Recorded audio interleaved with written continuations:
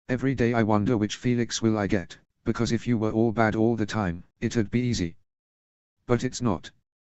I never know when I can trust you, when you're my friend, or just someone who chooses to keep me around for entertainment value. Felix leaned his head back. I don't know why I have to spell it out for you, but people with anemia can't afford to lose blood. That's literally the mechanism of the fucking condition. You could have died from that stunt, wasted everyone's time, everyone's faith in you. 10 years of investment would have been squandered. All of that work for nothing. Real selfish move on your part. They'll just pick the next guy in line, Felix replied, hazily. What? No one gives a fuck about me, Nero. You know that. Least of all right now, you. All I really am is another card in two's deck. But if you're really that interested in seeing me win, even if just for District 2 sake, let me go or let this go. Hey, Nero remarked softly, taken aback. Are you alright? It was one of first times he'd seen Felix look this defeated. He was used to the constant stream of communication, his lively laugh, and the twinkle in his eye when he was up to no good. Every day I wake up and I fail, and then I get to do it again. Every day, I fucking try as much as I can, and I just know that in 6 weeks, I'm going to get in that ring with a brutal northerner and he'll strangle the last breath out of me. And you know the best part? They're gonna burn my corpse. My family can't afford a gravestone, they can TTT. Felix began to hyperventilate. Lix, hey, slow down, Nero said, gently. He began to rub a new wounded patch of skin on Felix's arm. What's going on? You're doing great work. You're gonna be our champ. I'm doing a mediocre job, Nero. Felix replied, frustrated, and even more tears escaped him. It's not like this for Ella. Ella is not barely hanging on every session. She's developing muscle, Ella is building stamina. I'm in the same place I was last February. Hell, maybe the February before that. I give up. I can't do it. What difference does it make if I die now, or if I die in June? And a year from now, it'll be like I was never here, and instead of being a nuisance, I'll just be gone, and your girlfriend can have you all to herself, and then you won't have to worry about me always fucking things up for every person I meet. Nero bit back, brusquely, what's with the attitude of self-defeat? Nero couldn't stop himself from trembling, so he removed his hands, still holding a fresh bandage from Felix's abdomen. Why not? It's true. Opt out of candidacy, Felix, Nero said, quickly. If it's too much, opt out. You don't have to do this. They can find someone else. H said the same thing Felix said, a wan smile on his face. She knows I'm not cut out, not gonna make it. Anything is better than you going into a fight you're not fully prepared for. Anything is better than you coming back to me in a wooden box. I can't handle that. At least if I come back in a box, they can say I tried, because what you're suggesting is treason. Nero struggled with that, prying a water canister from his bag and forcing it into Felix's hands. Drink, he ordered. When Felix didn't move, looking awfully puzzled, he repeated himself, and was much louder. Felix ended up emptying half the canister, which was a lofty amount of water. When he had his fill, he looked up at Nero, and to Nero's great relief, he seemed to become more steady. Thanks, he managed. You ready for me to get the last of the bandages? Millimeter. Nero cleaned the last of his wounds and primly put the bandage into place, making sure the adhesive tape was secure. Now you look good as new, he said, lightly. And he did, to an extent. With fresh bandages and some water, he looked a lot less fatigued than when Nero had first found him. It's too bad I still feel like shit, Felix said, tiredly. If I manage to survive any of it, all of it, it'll only be because of the hundreds of times you put me back together. If you make one more smart comment implicating your death, I'm going to tell Aniston that you've had a great change of heart and have decided you want to become dear friends, Nero said, quite pointedly. That's hardly a threat. She's harassed me more in the last month than I've managed to make eye contact with you.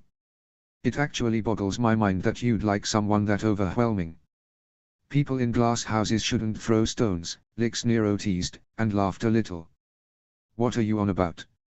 You two can be so alike that maybe it's better you're not friends. Nero laughed.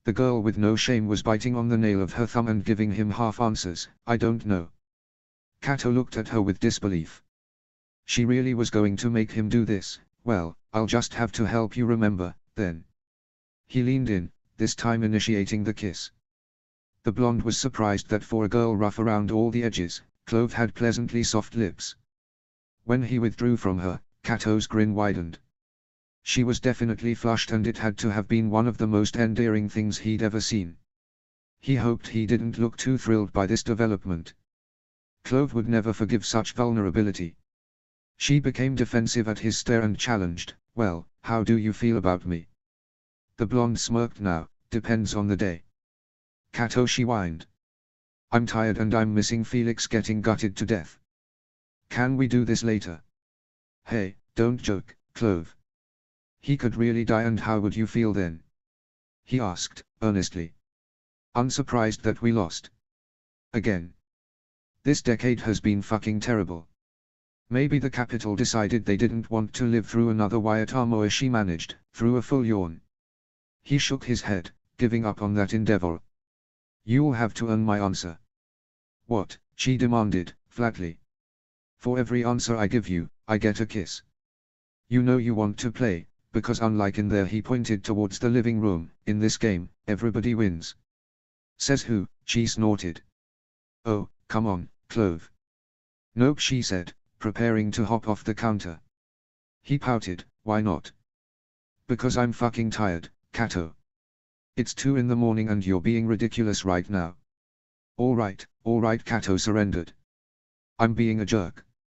"Yeah, you are." "I'll stop," he said, shedding the arrogance. "All right, then, how do you feel about me?" Clove asked. "That's easy. You're easily the cutest person I've ever seen." Nell, aside, obviously, but that's not quite fair because she goes out of her way to be that way. Clove sighed, dejected, and pressed her lips to his left cheek half-heartedly. "So, what does that mean, then? I know you're not interested in my sister yet."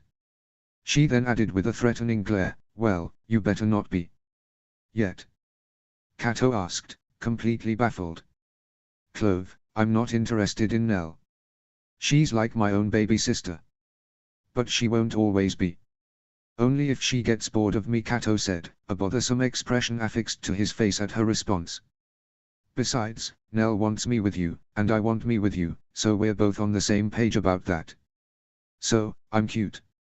"Cute like a small kitten, or what?" "Cute like a kitten. Definitely," he teased.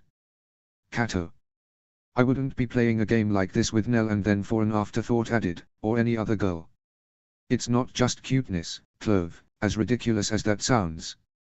That brought a lopsided smile to Clove's face, and kissing him didn't seem like as much of a chore this time around, though she made a note to work on eliminating the word cute from his vocabulary. "Oh, is that all?" she asked. He smirked. "You were never one for low self-esteem, but if you want to keep the game going." Clove crossed her arms, giving him a light glare. "Your determination. It's unbreakable. I don't think I've ever seen you give up on anything in your whole life."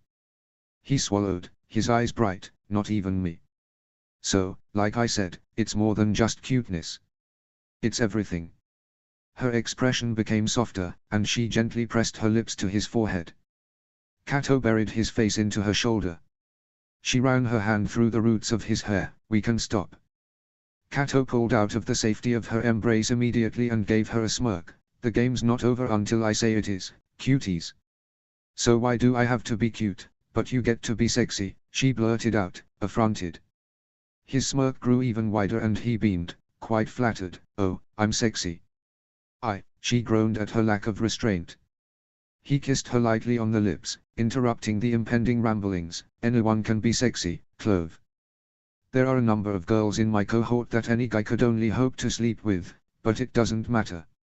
I don't want them, specifically because they're not you." She looked at him desperately. "Please tell me this isn't some sort of trick." Her concern was quickly masked and replaced by suspicion. "I swear I will castrate you without hesitation, Kato." "Oh, I know," he laughed. "Relax, Clove. I'm not always out to get you. Only about 87% of the time.